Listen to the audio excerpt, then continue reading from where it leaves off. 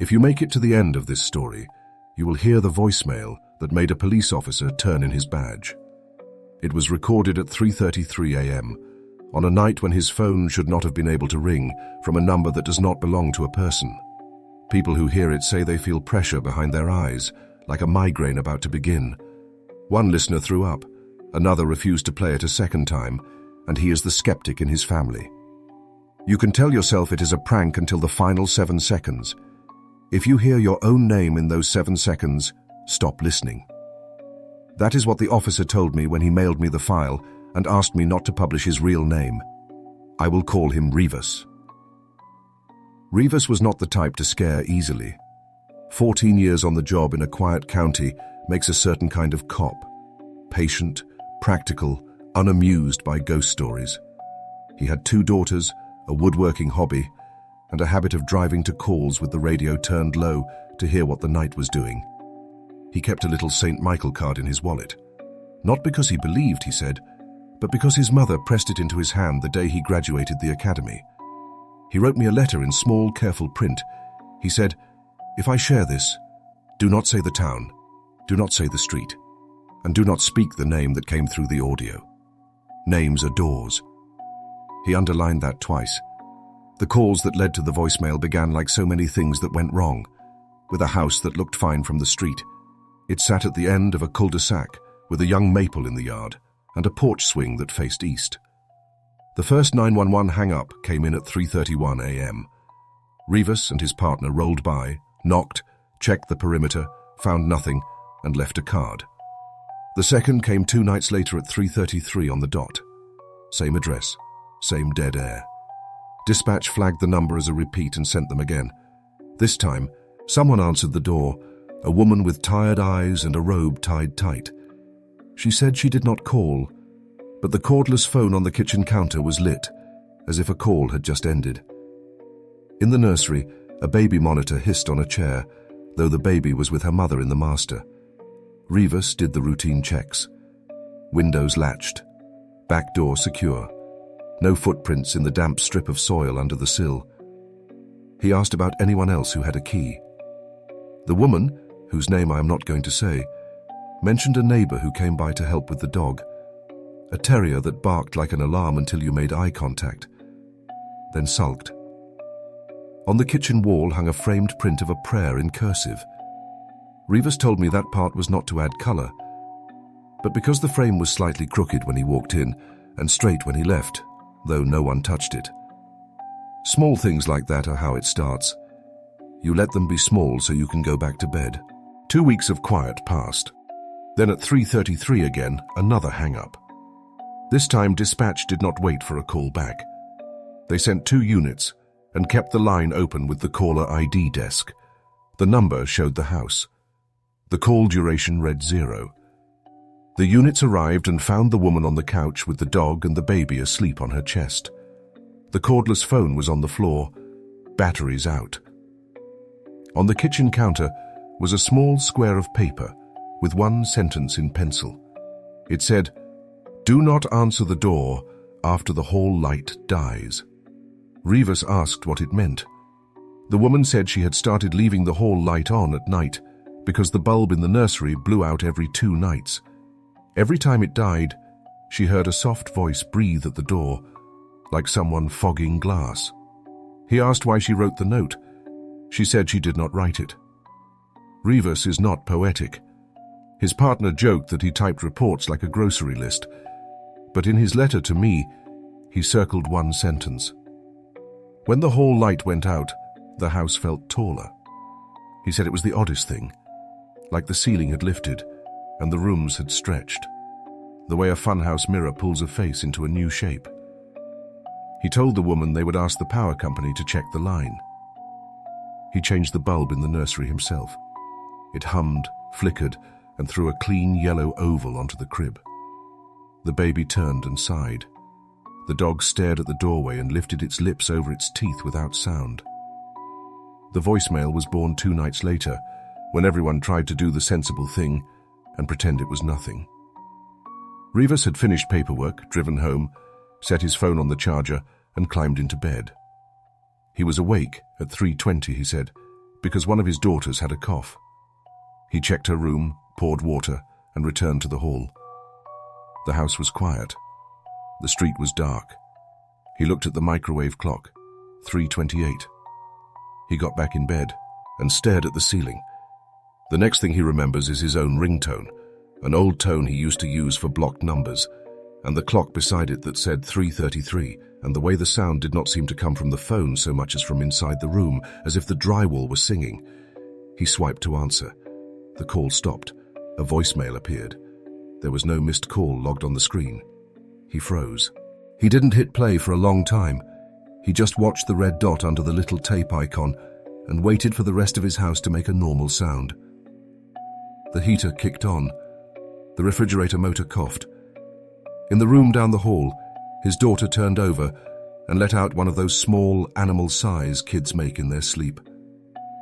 The phone warmed his palm. He tapped the notification. Voicemail. 59. No missed call. No caller ID. He put the speaker to his ear because he didn't want the room to hear it before he did. The first 12 seconds were only air, but not empty air. There was a pressure to it, like standing under a bridge while a truck rolls by overhead. The hiss changed pitch in tiny steps, up a notch, down a notch, like someone turning a dial and waiting to see if he would react. Then came a soft knock, 2 taps spaced too far apart to be a person's boredom, and a long ragged inhale that did not end in a cough or a word. It ended in a sound like the inside of a shell held to your ear. A whisper began, not a voice yet, more the suggestion of one. He almost stopped it there because his chest tightened in the exact way it tightens when you get bad news. He did not stop it. At second 23, Rivas heard his own radio squawk inside the recording, his partner's voice saying the word clear. That word had been said in his patrol car earlier that week, and the clip was perfect down to the little crackle on the last consonant. Then a baby sighed, the exact sigh he had heard from the hall minutes before. Then the dog tags jingled. He sat up and looked toward the door, because that was the moment he realized the voicemail wasn't a message from somewhere else. It was a mirror, built out of sounds the house and the night had already made, arranged to feel familiar inside the ear. Familiar so you would not hang up. At second 38, the whisper resolved into words. Not English, not Spanish either. The syllables slid backward like a song played in reverse, S's pulled into long snakes, and T's ground down to sand. He did not know the prayer, but he knew it was a prayer from the rhythm of it. The next 6 seconds were the ones that changed people. I will not write exactly what they said yet, because I want you to hear it first, the way he did, in one piece. I will tell you only that the voice chose a name it should not have known. Rivas pressed the screen to save the file and felt foolish doing it, like you feel foolish locking your car twice in your own driveway. Then he set the phone down and sat in the dark with the St. Michael card in his wallet, growing heavy by suggestion alone. He counted 10 breaths and stood. The next morning he brought the phone to the station and played the message for his partner. The partner swore and then said he hated tricks. They tried to call the number back. There was no number. On the carrier's web portal, the voicemail metadata showed unknown origin and a timestamp of 03:33:11. The length, 0:59. The source field had a string none of them had seen before, 4 characters and 2 dots, like an abbreviation that meant nothing. The tech took a screenshot. Rivas told him about the house with the nursery, and the notes on the counter and the hall light. They decided to go by again in daylight. The woman met them on the porch, the dog tucked behind her legs. She looked as if she had not slept. When they mentioned a call, she shook her head, then went pale in a way you can't fake. The baby monitor in the nursery had recorded a clip in the night. She hadn't listened. They walked down the hall that felt taller, and he noticed the prayer print had shifted again. The monitor sat on the chair where he had seen it hissing, and the little red LED blinked like a heartbeat. He thumbed the play button. A hiss, a minute of quiet, then a voice right at the mic, asking a question in a tone people use when they are already inside a room. "Is someone awake?" The woman covered her mouth, not because of the words, but because the voice sounded like her own, thinner, like it had been recorded when she was a child. The dog left the room backwards without taking its eyes off the doorway. That night, they did the thing he had told couples to do a dozen times when they swore somebody was tapping their windows. They tried to catch a prank. He logged the residents onto a directed patrol. He asked dispatch to time-sync their clocks. He set his body cam to record early. He brought an old handheld recorder from the evidence room, the kind with a real red light and a little tape with "Hell, you can watch." At 3:31, nothing. At 3:32, the baby sighed and the dog stood and stared at the hall. At 3:33, the hall light flickered once and went out with a tiny, proud pop. The prayer print on the wall rotated half a degree. The thermostat display glitched and flashed 33 for a heartbeat before returning to 68. Nobody touched the door. On the audio, you can hear the second hand on the stove clock tick and then skip. The first knock came from the outside. The second came from inside the door. The woman's breathing went shallow. The dog grinned. Rivas's partner stepped toward the knob. Rivas caught his wrist and shook his head because of the note. "Do not answer the door after the hall light dies." They waited without breathing for it. The knob twitched once, not a turn so much as a decision, and the gap under the door took a breath. The air that came through was colder than the hallway should have been and carried a smell like damp coins and the inside of a freezer that lost power. The baby did not cry. The dog lowered its head until its snout almost touched the floor and showed more teeth without a sound. From the other side of the door came a small knock again, softer, like knuckles tapping through cloth. Then a voice used the woman's voice and asked, in her exact inflection from the kitchen, if anyone was awake. Rivas turned his recorder over in his hand and watched the little tape window. The reels weren't moving. The red light was steady. He had not pressed the record, but the counter said 014, 15, 15, as if a second hand were walking down his face. His partner mouthed, and Rivas nodded, but he felt the house leaning toward the door like a person who wants to hear a confession. The voice on the other side tried the baby's cry next, short and breathy, not quite right on the inhale. It tried the dog's low collar jingle out of nowhere, like a magician palming a coin. Then it said the woman's name, and then it said Rivas's partner's name, and then it said Rivas's last name in a way that made each letter feel square. At 3:34, the house let go. The light came back. The thermostat forgot what it had done. The door never opened. When they played the tape, they did not hear the woman's voice or the dog at all. They heard a hiss with a weight to it, and a prayer turned inside out, the syllables grinding backward until they clicked into a shape like Amen. Then a pause, and then a single soft word in a child's tone that made the woman sit down on the carpet. It was the baby's name, spoken like a mother trying not to wake anyone else. Rivas kept the tape. He filed a patrol request on the house for a medicine. Onthan then asked the chaplain the department uses in death notifications if he would bless a hall. The man said that was not his job. Rivas did it himself with the St. Michael prayer his mother had taught him once he was too old to want it. He wrote the words on an index card and stood in the doorway and read them in a steady voice that felt like it belonged to a different life. The next night, he woke to the ringtone that makes your heartbeat skip ahead to meet it, and again the clock said 3:33, and again there was no missed call, only a new message.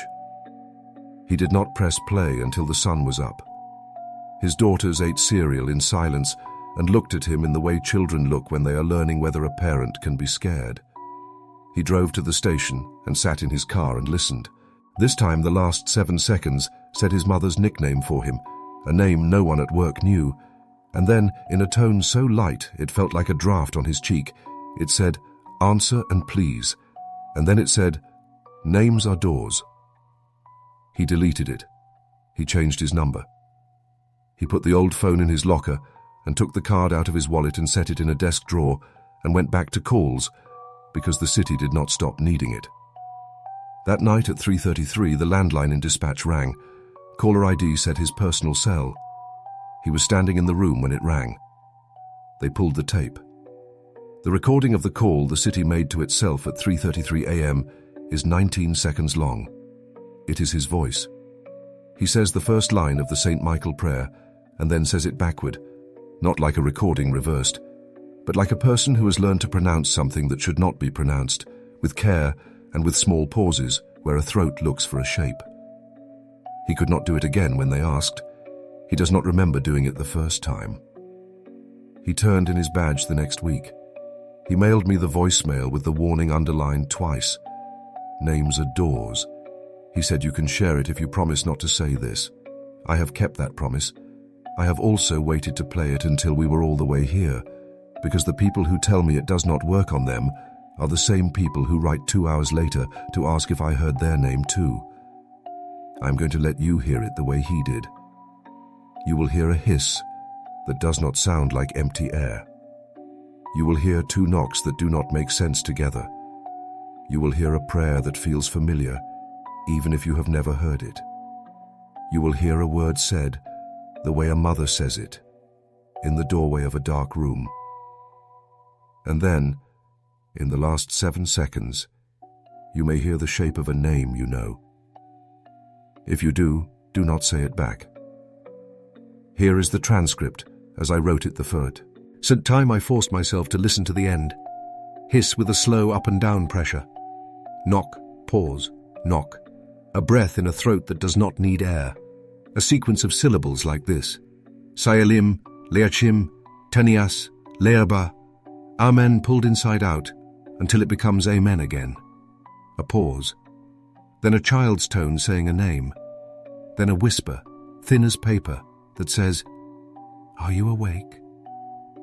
Then the last 7 seconds where whatever this is reaches for you and says whatever opens you. Do not open that door.